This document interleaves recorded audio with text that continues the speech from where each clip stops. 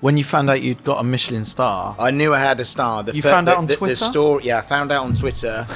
A chef friend of ours, Simon Holston, rang me up at 7 o'clock in the morning and he said, it's been leaked. And he said, and number 6 has been screenshot that it's got a star. Oh my goodness. And so my first phone call was Tom.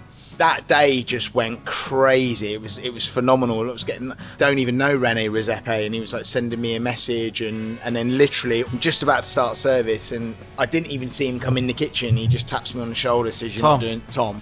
Best Tom's driven down. Driven all the way from Marlow and said, spoken to your team. Oh, that's class. They're going to look after number 6 tonight. We're taking you to the seafood to celebrate. It was a kidnap. Yeah, me and Beth drove all the way down. And you went to Rick Stein's for dinner? And then we took him to Rick's for dinner. And then got there, and like Jill was there. She like welcomed us with like champagne and everything. Love it. What a beautiful story. Paul Ainsworth, everyone! Yay!